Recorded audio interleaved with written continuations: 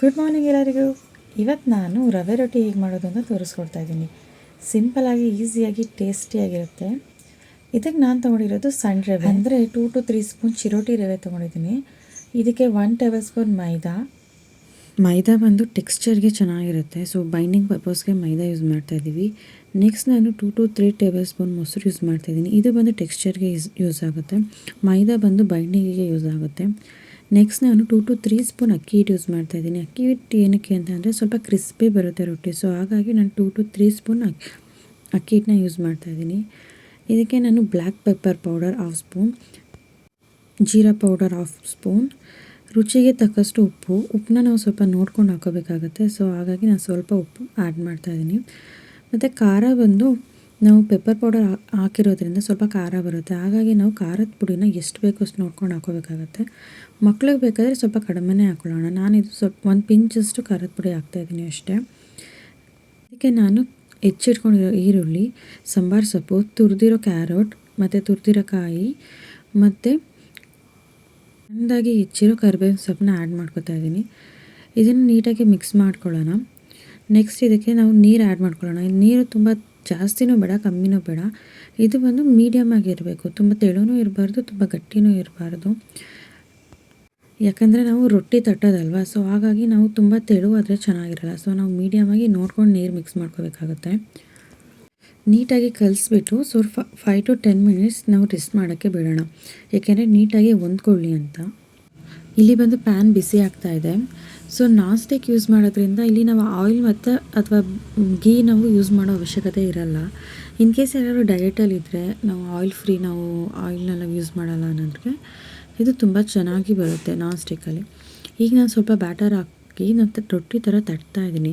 ಎಷ್ಟು ತೆಳುವಾಗುತ್ತೋ ಅಷ್ಟು ನಾವು ಸ್ಪ್ರೆಡ್ ಮಾಡಬೇಕಾಗತ್ತೆ. ಇದು ಕೈಯೇನು ಸುಡಲ್ಲ, ನಾವು ಈಸಿಯಾಗಿ ನಾವು ಸ್ಪ್ರೆಡ್ ಮಾಡ್ಬೋದು. ಸೊ ಎಷ್ಟು ಅಗಲ ಬೇಕೋ ಅಷ್ಟು ಅಗಲ ನಾವು ನೀಟಾಗಿ ಸ್ಪ್ರೆಡ್ ಮಾಡ್ಕೊಳ್ಳೋಣ. ಇದು ಬೇಯಕ್ಕೆ 2 to 3 ಮಿನಿಟ್ಸ್ ಟೈಮ್ ತೊಗೊಳುತ್ತೆ ಒಂದು ಸೈಡ್ ಬೇಯೋಕ್ಕೆ, ಏಕೆಂದರೆ ಇದು ರವೆ ಅಲ್ವಾ, ಸೊ ಇದು ಸ್ವಲ್ಪ ಟೈಮ್ ತೊಗೊಳುತ್ತೆ. ನಾವು ನಿಧಾನಕ್ಕೆ ಬೇಯಿಸ್ಬೇಕಾಗತ್ತೆ. ಇನ್ ಕೇಸ್ ಅರ್ಜೆಂಟಲ್ಲಿ ನಾವು ತೆಗಿಯೋಕೆ ಹೋದರೆ ಇದು ರೊಟ್ಟಿ ಕಟ್ಟಾಗೋ ಚಾನ್ಸಸ್ ಇರುತ್ತೆ. ಸೊ ನಾವು ಹಾಗಾಗಿ ಸ್ವಲ್ಪ ಟೈಮ್ ಕೊಟ್ಟು ಬೇಯಿಸೋಕ್ಕೆ ಟೈಮ್ ಕೊಡಬೇಕಾಗುತ್ತೆ. ಮಿನಿಮಮ್ 2 to 3 ಮಿನಿಟ್ಸ್ ಅಂತೂ ಟೈಮ್ ಬೇಕೇ ಬೇಕು. ಬೆಳಗ್ಗೆ ಟೈಮು ಮಕ್ಕಳಿಗೆ ಬ್ರೇಕ್ಫಾಸ್ಟ್ಗೆ ಏನು ಮಾಡ್ಕೋಬೇಕು, ಇನ್ಸ್ಟೆಂಟಾಗಿ ಏನು ಮಾಡೋಣ ಅಂತ ಯೋಚನೆ ಇದ್ದರೆ ಇದನ್ನು ಮಾಡ್ಕೋಬೋದು. ಈಸಿಯಾಗಿರುತ್ತೆ, ಮಕ್ಳಿಗೆ ತುಂಬ ಇಷ್ಟ ಆಗುತ್ತೆ. ಇದರಲ್ಲಿ ಮಿಕ್ಸ್ ವೆಜ್ಜಸ್ ಬೇಕಾದ್ರೂ ನಾವು ಯೂಸ್ ಮಾಡ್ಕೋಬೋದು. ನಾವು ಮಕ್ಕಳು ಯಾವ್ದು ತಿನ್ನಲ್ಲ ಅಂತಾರೋ ಆ ತರಕಾರಿಗಳನ್ನ ನಾವು ತುರಿದು ಹಾಕಿಬಿಟ್ಟು ಕೊಟ್ಟರು ಕೂಡ ಚೆನ್ನಾಗಿರುತ್ತೆ, ಏನು ತೊಂದರೆ ಇಲ್ಲ. ಇದಕ್ಕೆ ನಾನು 1 ಸ್ಪೂನ್ ತುಪ್ಪ ಯೂಸ್ ಮಾಡ್ತಾಯಿದ್ದೀನಿ. ಇದು ತುಪ್ಪನಾರು ಹಾಕಿ ಎಣ್ಣೆನಾರು ಹಾಕಿ, ಮಕ್ಳಿಗಾದರೆ ತುಪ್ಪ ಹಾಕ್ಕೊಟ್ರೆ ಒಳ್ಳೆಯದು. ಇನ್ ಕೇಸ್ ದೋಸೆ ಬ್ಯಾಟರ್ಗೂ ಸಹ ನಾವು ಇದೇ ಥರ ಕ್ಯಾರೆಟ್ ಅಥವಾ ಆನಿಯನ್, ಕಾಯಿ ತುರಿ ಎಲ್ಲ ಮಿಕ್ಸ್ ಮಾಡಿ ಕೊಟ್ಟರು ಕೂಡ ತುಂಬ ಚೆನ್ನಾಗಿರುತ್ತೆ.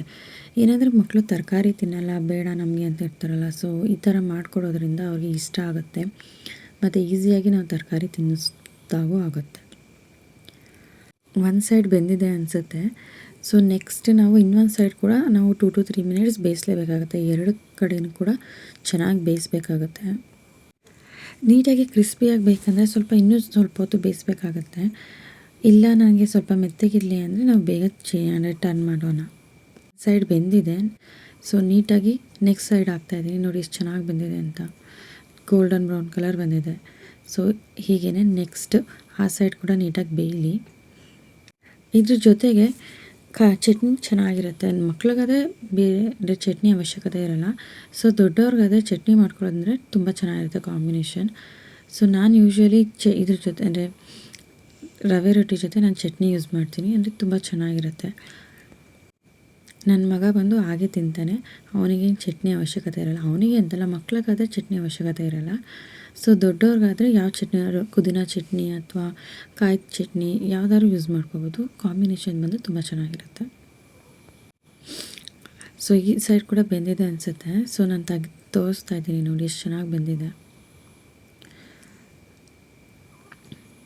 ನೋಡಿದ್ರೆ 5 to 10 ಮಿನಿಟ್ಸಲ್ಲಿ ಈಸಿಯಾಗಿ ರವೆ ರೊಟ್ಟಿ ರೆಡಿ ಆಯಿತು. ಟ್ರೈ ಮಾಡಿ ನೋಡಿ ಹೇಗಿದೆ ಅಂತ ಕಮೆಂಟ್ ಮಾಡಿ. ಬಿಸಿ ಬಿಸಿ ರವೆ ರೊಟ್ಟಿ ರೆಡಿಯಾಗಿದೆ. ಇದು ಒಂದು ಪುದೀನ ಚಟ್ನಿ ಜೊತೆ ಬಿಸಿ ಬಿಸಿ ರವೆ ರೊಟ್ಟಿ ರೆಡಿಯಾಗಿದೆ. Thank you so much for watching. Subscribe ಮಾಡೋದನ್ನ ಮರಿಬೇಡಿ, ಫಾಲೋ ಮಾಡಿ, ಶೇರ್ ಮಾಡಿ. Thank you so much.